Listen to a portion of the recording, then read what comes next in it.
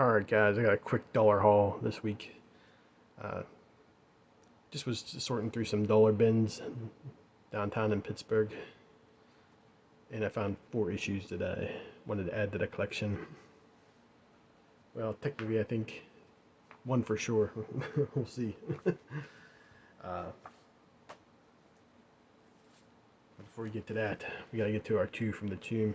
So last week I brought up Verotic Comics when I was talking about Purgatory, and I figured I'd show a couple Verotic comics that I have. I haven't shown so many since I've basically took the summer off.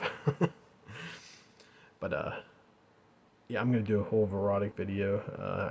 I got stuff everywhere right now, so I'm still trying to organize my collection. But we're gonna show off a couple here, and these aren't really deep from the tomb. They're more up on the a foot under fresh dirt. But of course, I had to go with the Frazetta Satanica issue number 0 cover. Uh, just an iconic artist. Uh, just love this cover, just how plain it is.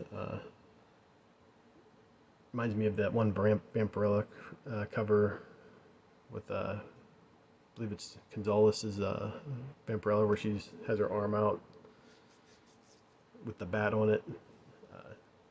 That was released by Dynamite Comics a couple years ago. Just nice plain white background. Of course, I'm a huge Martin Emond fan, so I had to pull out this issue. But we'll take a look inside. I think what I said last week is reminded me a lot of Verotic comics, especially the ones from back in the day here. Boom! I gotta watch what I show here. Yeah. But yeah, it's got like that same style, like that. Lots of splash page, lots of blood. Make sure I can show the next page here. Yeah. It's all dark. Just my type of book.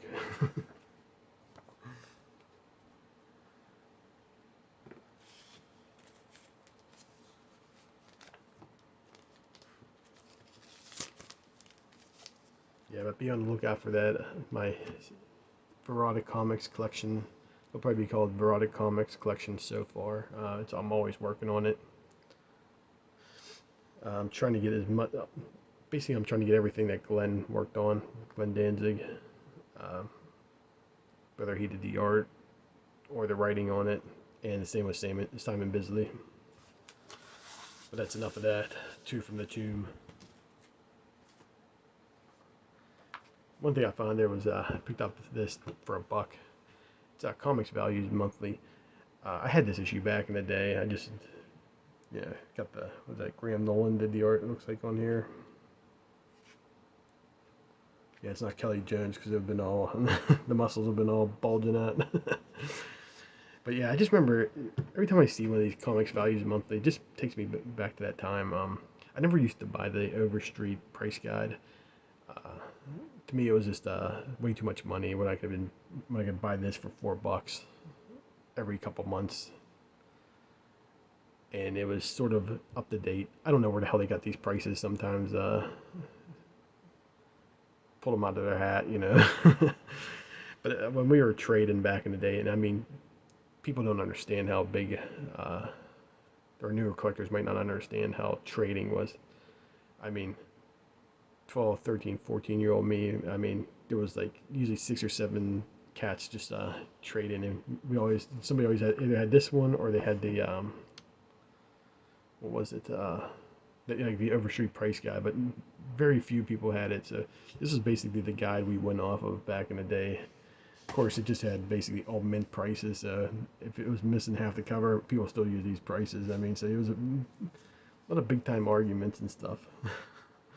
But it was a nice book. I mean, I buy stuff especially if I was interested in, like, they give some future picks and stuff. They were all into that hype and shit, but they actually give a decent article. And I'm in the camp that I think they should have kept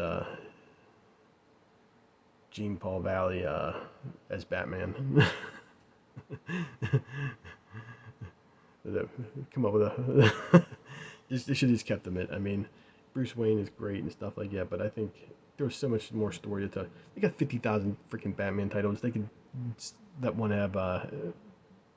They could make one for in the world that Jean Paul stayed Batman. It could have been interesting to see where that would have went. Instead, we got a rehash of multiple stories over the same time.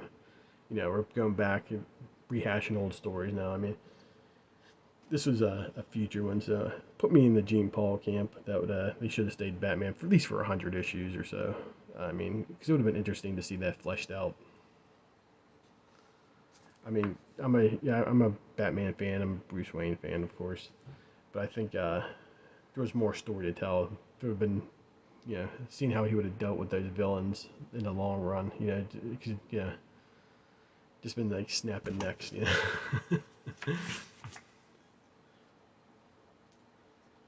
So like I said, I went just digging, I think the last video I just called it my therapy, digging through long boxes. Uh, but I ended up picking up Maelstrom from, I forget who this is from, Aerial Comics, I guess it's it. But I learned about this through the Big Elbow. He, not sure if he got the whole run or, but I remember him talking about this, and I was like, oh, that's on my list because he was showing the insides of it, and I thought it was really cool looking. You know, it's got that black and white, the real dark black and white, you know.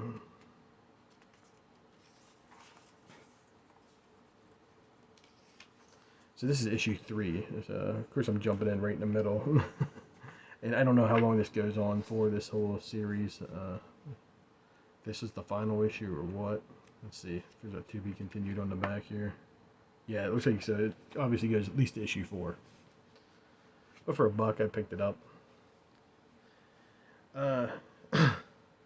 Picked this up just because it looked weird as hell. It's called Good Girls. Carol A. is the artist and writer. It's got that same Love and Rockets feel to it, but it's just a real weird looking. So I figured I'd just give it a chance. Will I keep it? I don't know. But with Fantagraphics, you never know what the hell you're gonna get, and that's good. You know, I don't. The worst thing that anything can become for comics is predictable, and it shouldn't be. Uh, so, again, this is from 1988. So I would have never picked this up at 13 years old. You know what I mean? But, you know, 22-year-old me now. But you know what I mean? Like I said, it just reminded me like a Twilight Zone episode. But I have no idea who this lady is, so it's gonna be interesting to dig out. So if I read it and I like it, I might just hunt down the other issues. Of course, I won't be paying any more than $1 for it. All right, this one's for all you. Go show all my freaks out there! Big Papa Pump, we can hook up! Holler if you hear me! Yeah! Freaks out there, you know. So Black Cat, of course, with the bondage cover. Yeah, I had to pick it up just for that. Classic Golden Age reprint.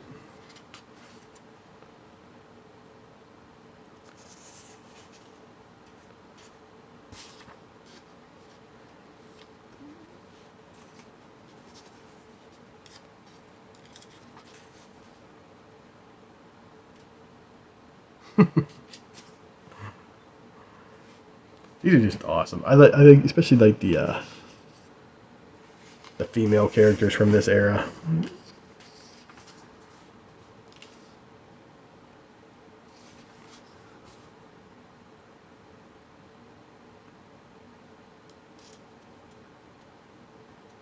See, even shows you judo tricks back in the day.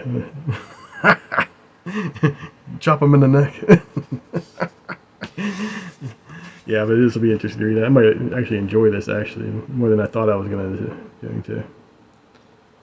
Looks like some of it's a little bit modern too, though. Let's see. When I say modern, like 1960s. Not sure. I'll have to do a little research on this. Black Cat shows you judo tricks. You know, I'll put those into Instagram. I'll take pictures of that.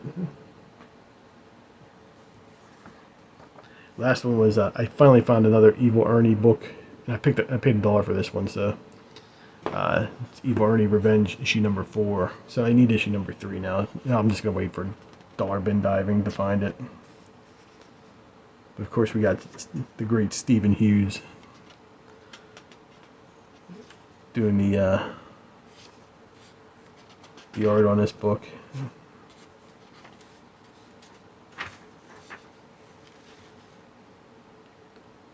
First appearance of Purgatory. That's what I think some of the sites were saying. So, because I looked it on eBay, and that's what I found it in a dollar bin issue. So, don't pay those prices, man. Support your local shops. I mean, this is in pretty good condition too. So, I mean, yeah, it's probably been sitting in there for like 10 years. All right, guys. Thanks for watching. Check out the channels down below. Should have another video next week. So let's make it 3 in a row. All right, talk to you next time. Where you at, McKinley?